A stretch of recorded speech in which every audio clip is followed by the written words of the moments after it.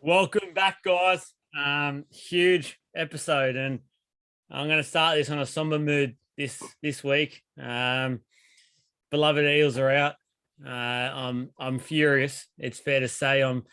The group chat was lit up on Saturday, and for once, everyone was agreeing with me. It was sensational. But before we get into that too much, let's quickly go to what we like to call the weapon of the week. And this week, it's actually that game. It's just the Battle of the West and the game itself, because I think when you look away from the crap that happened, it was a cracker of a game, and I think the best game of the year so far. Jace, how are you, brother? What do you make of the Battle of the West? Yeah, like you said, despite all the controversy that arose after the game and, like during the game, it was a great game to watch. It was exciting back and forth, and you just knew whoever sort of scored next was going to win it, or, it always felt like someone was going to score, but the defenses just stood up, and it made it a great game to watch. Yeah, I thought it was a sensational contest overall. We are missing one tonight, guys. Dana's off on his Mad Monday, not just because the Roosters got absolutely obliterated, but he's celebrating winning a park football comp on the weekend where they were versing beer-barreled gahunas and absolute flogs, and they're celebrating it like they absolutely won the Olympic Games. So good luck to you, Dane. You're an absolute flog yourself, so put yourself on that list. Sid, you look like a bit like Rocky at the moment. You look like you just finished a workout. Let us know what you've been up to, and then what you made of the Battle of the West. Not much, actually, just working from home, and it's getting a bit warmer, so I can sit outside instead of, looking like a homeless person in the car. You can actually see me now. I got my Gladys approved COVID beard. I'm not shaving it till we get out of prison. But yeah, and as far as the game goes, it was strange because there were a lot of line breaks. We talk about defense and people praise it, but I'm going to say it's not the defense. It is the defense, but it wasn't. It was the scramble defense. It wasn't the first. It was so many line breaks. And Parramatta were all over them, particularly the first half. I believe at half time it was 4-1 for clean line breaks to Para. So they were all over them. They had chances, and it was a battle of nerves, like who can hold the nerve.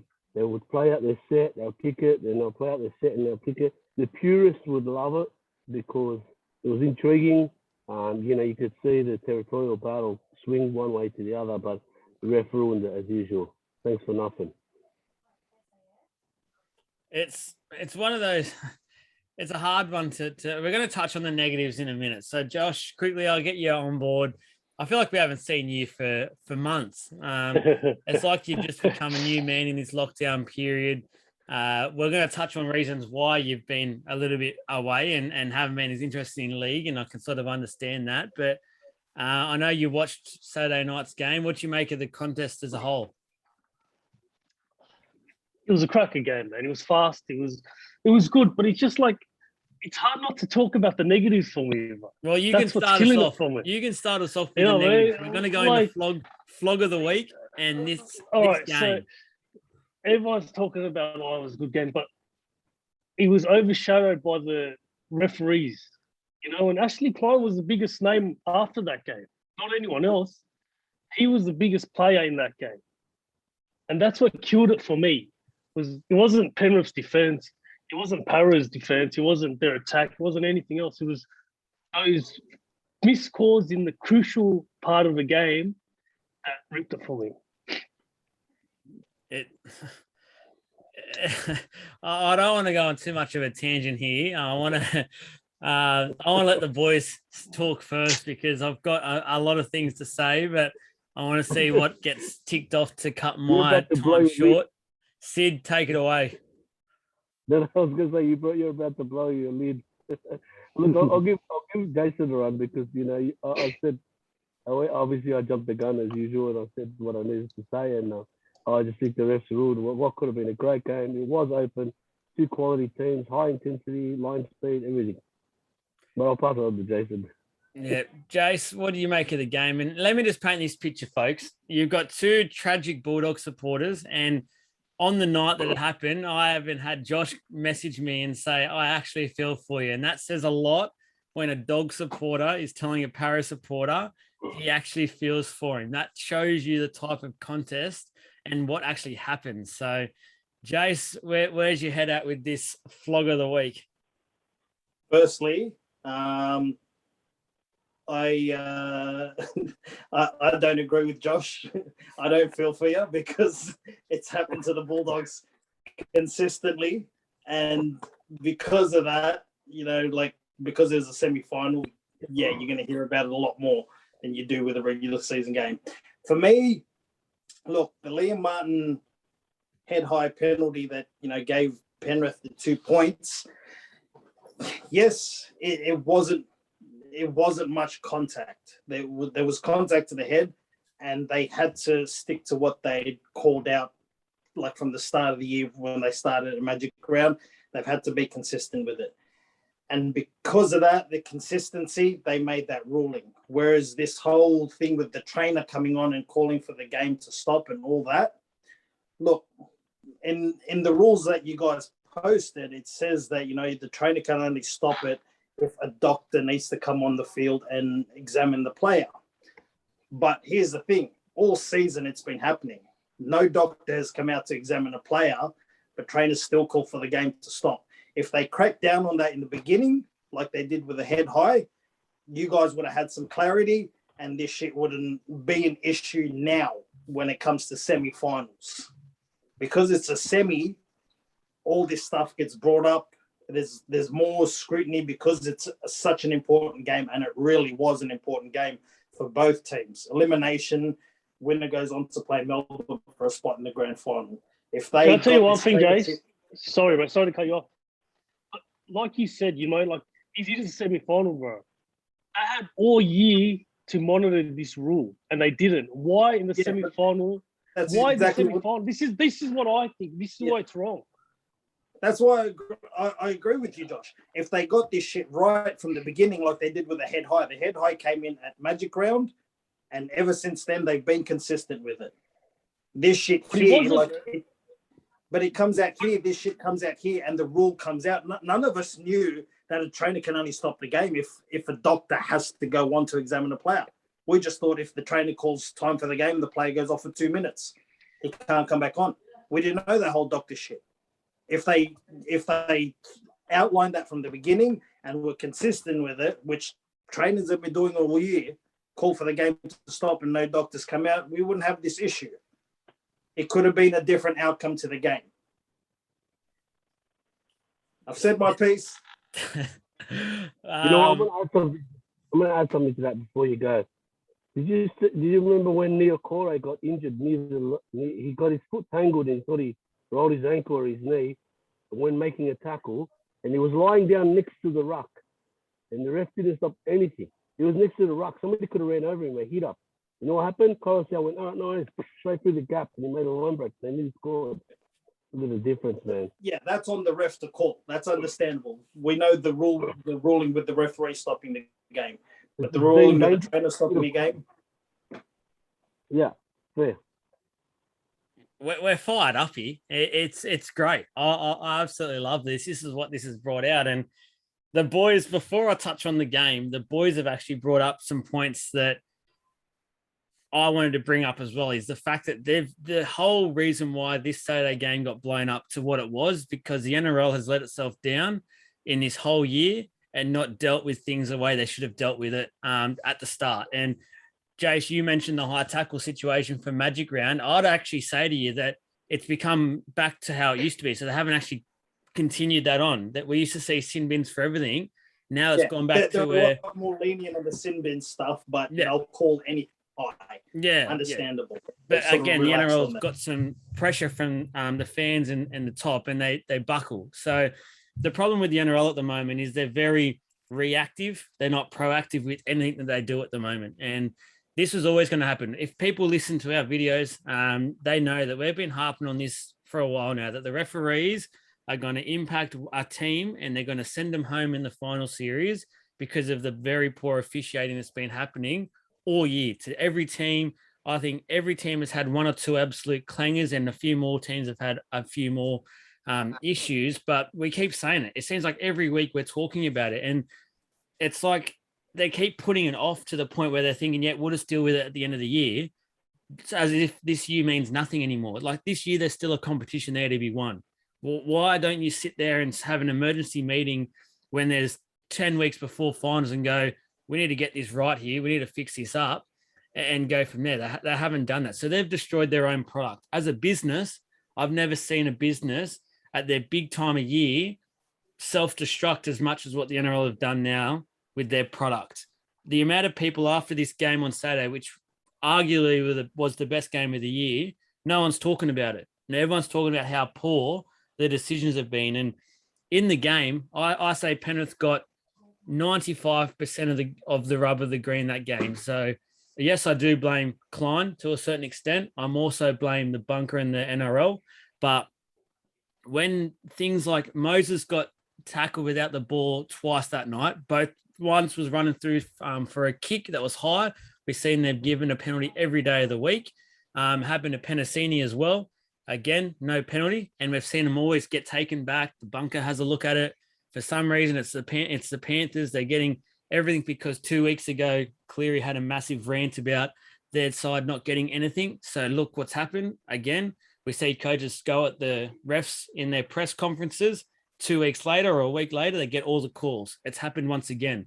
The NRL needs to stop allowing coaches to have such a say when it comes to all this shit, because fans are fed up with it. Fans are done with it. I'm at the stage now where if I didn't have this page, I would not be watching the last 2 weeks of rugby league. And that's saying something, being a massive, passionate rugby league man, that I never miss finals games. I love this time of year, but the fact that this continues to happen is just a joke. And to lose for a penalty goal that wasn't a penalty in my eyes, the guy didn't even get really hit hard. It didn't get hit high. I think it was wrapped around sort of the top of the chest region.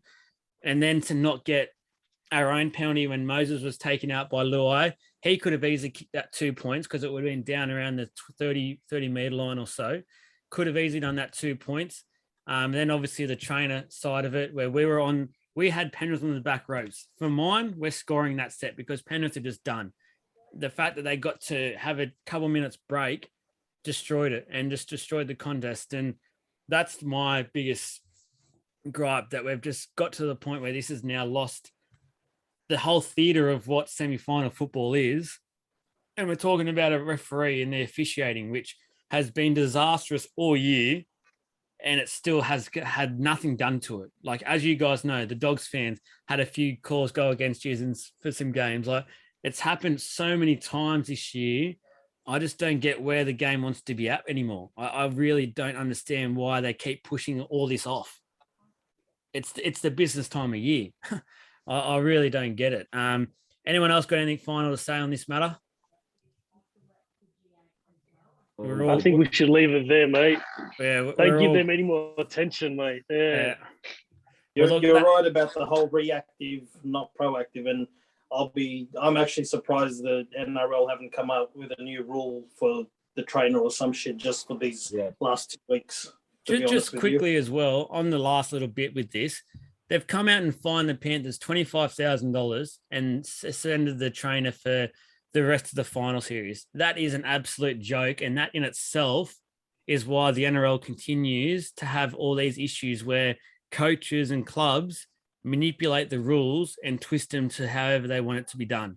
Because these penalties are a piss take. Look at the NFL. If a team does anything like a small little thing, they miss out on draft picks. They miss out on all these things. These are huge things for little insecure things. This, for mine, was blatant cheating. It was blatant cheating, and it's kept their side in the final series. They could end up winning. I think the prize money is a couple of $1 million for winning the comp. They're going to laugh at 25K. They'll go into a poker machine after an hour and they'll rip that out. That's nothing to the Panthers club. So that in itself is an absolute joke, and they need to get that first of all fixed up. These penalties need to be much harsher. Because these little slaps on the wrist, these clubs are laughing at it and just taking advantage of it. Yeah, agreed. 100%. Even without them winning a premiership, 25K is nothing for them. Oh, And like what the trainer missing out 2 weeks. Wow, it's the trainer. It's not like one of the players is suspended. yeah, they'll let him sit in a corporate box. He'll watch the game. Yeah, whoop-de-doo-dah. What about the games this weekend, boys? We're going to touch on it. We're going to try and get pumped for it. Two massive games. First up, South versus the Manly Sea Eagles. South coming off the week off. Manly absolutely obliterated the Roosters. Actually, just quickly, I got a second flog of the week. Feel good. I was watching the game, unfortunately, on Channel 9 on Friday night, and dead set. Roosters were behind by 40 points, and he has the nerve to be saying things like, the Roosters are in this. They're playing with heart. Look at them. They're not giving up. Blah, blah. He didn't give Manly one single rap the whole game. It was just Rooster, Rooster, Rooster. Like, feel good, mate. Give it up. Go and just be your GM of football for the Dogs. Do what you're good at, because commentating is not for you anymore. Please walk away. But boys, look, Manly for man, I had to just get that off my chest. I had to get that final flog off my chest. Agreed. Manly for mine were really good on the weekend. They just absolutely obliterated. The Roosters were down and out, fair to say, but they did the job and they made a real statement after getting hammered themselves a week before. So a huge game. I'm going to go around and get your tips for this game, boys, and just a little explanation why. So, Sid. So Manly and South, it's a tough one. Look, I like the way they both play. I think South has an edge in regards to the structure and the way they're defending. That they have better edge, and I've got a feeling that they're gonna try and rattle Tommy Turbo. It's happened twice before with. Muted. Is that right? Oh. We've lost you. You sound like Darth Vader, bro. Just went mute. There you go. That's better. Definitely. Someone just rang me. That's all. I'm going to go with South. I think as brilliant as Manly has been, they've shown vulnerability with defence. If you throw numbers at their edges, which all the good teams are doing so well, I'm going to go with South by 10, I reckon. Manly, interestingly, haven't beat any of the top four sides all year. So, I mean, Ryan Girdler came out at the start of the week and called them flat track bullies. Not sure if I'll go to that extent, but I can understand where he's coming from. He's got some backlash from that. Jace, who are you tipping for this one and why? I think this one's a lot harder to tip than the other game. Both teams are looking great, mate. But I feel like Manly might pip them. I just don't think Souths are going to be able to contain Turbo like the Storm did. So I think Turbo's in for a big game on this one, and I think he might get them over the edge. We've got a tip for South, a tip for Manly. Joshy boy, who are you going to go for? I'm going Manly, eh? I feel like Souths played their grand final against Penrith only because they lost Latrell Mitchell that week and they're really up for it, especially with Wayne Bennett and Ivan Cleary going at each other. And I think they played their grand final against Penrith, and I think Manly will get them this week. I'm going to go the Bunnies 13 plus in this. I think the Bunnies are going to tear Manly apart. And I think what Ryan Girdler said, I touched on it just before, I think it has quite a bit of merit to it. They haven't beaten any of the big sides yet. Roosters were under strength. I talked about it. They were pretty much there for the taking. Anytime a team muscles up with Turbo, Manly go into a shell and they don't have much, I think they'll do that. I know there's no Latrell, which is a huge say to say that South Sydney will make the grand final with no Latrell. We all said they were done and buried when it happened. So I just think Cody Walker and especially Adam Reynolds with his kicking game, he can really dictate to keeping the ball away from Turbo. He's that good with his boot. I think South do this fairly comfortably. They'll run away at the back half of the game, I think, because Manly will be a bit fatigued from the last couple of weeks. The last game is Penrith and the Storm. I'm going to start this off by saying after last week, I hope Storm put 50 on them. Absolute pack of dogs. No Klein this week, unless Klein puts his Panthers jersey on again and plays with you. But I hope Melbourne put an absolute number on you, you pack of dogs. Sid, who are you going to go for? Look, I had to go on the back of what you just said. I'm just sick of Melbourne. Bad Roosters have won. And, and no disrespect to them, but I just think of them all the time. And I wouldn't mind a different team in the grand final other than Melbourne. So boring. But I think they got too much points in them. So I think Melbourne will be about probably about 20-point margin. So you're going to go a Melbourne South grand final? Yeah. Jace, who's joining the Sea Eagles in the grand final for you? Look, I'm just going to go with Penrith because I know it'd piss you off. So I think I think I'd like Panthers to win, but I think Storm are just going to be a bit too classy for them. The effort that Penrith put in last week, I don't think it's an effort that will get them over the line with Storm. I'm just going to give you a little friendly reminder, Jace. You've already been placed on the flog list once. We won't be afraid to put you on a second time in bold writing and underlined as well. So keep going, and you'll be on there twice. So, Josh, who's joining the Sea Eagles in the grand final for you? The Penny Panthers, mate. I like it, mate. I don't know. People haven't talked about their defense last year. They're the best defensive team in the comp. I don't know. I just feel like they got it in them, mate. I feel like Penrith was going to do it. Penrith and Sea grand final. I'm gobsmacked by that. Manly, that'll be paying a bit of money, mate. So get onto that. Just finally, boys, go around quickly and just get a quick headline. So something that might happen this weekend from the games to come out of it. Give us one of your quick-witted things. Sid, what do you got for us? I just reckon Cody Walker's in for a blinder. He's primed. I'm going to go for Cody Walker for a double. Ooh, all right. Jace? Panthers unlikely win after head trainer suspended. Josh? How did you even find that funny? I'll have to laugh because if I don't, I'll cry. It's that kind of week for me. Anytime someone mentions Penrith and trainers, I'm dead set about to just die. I'm done. Good joke, Chase, but seriously. Thanks, you're a dickhead. I know exactly how you are. You, in your mind, you're like, whatever Jason says, just don't laugh and then take the piss after. No, I thought he was. Whatever Jason says, just don't laugh and then call it a white joke. Seriously, Nathan Cleary scoring a hat trick, mate. There we go. I'm gonna go. Both teams will win 13 plus. So both winners will be 13 plus. The week off in this year is going to be huge. That's it, guys. We did clog up a lot of the time in terms of talking about some issues, which we'll dig deeper once the final series has ended. We'll try and be footy focused for the next couple of weeks and give the players what they deserve, and then come back out fired, red hot, ready to go at the NRL. So come at us, please. Come at us, NRL. We're not afraid. The boys are back, and huge grand final show next week. So stay tuned to the channels. We'll put up a few things about our special grand final video. We're going to answer some questions and things like that. So be watching, and thanks for all the support once again. Cheers, guys.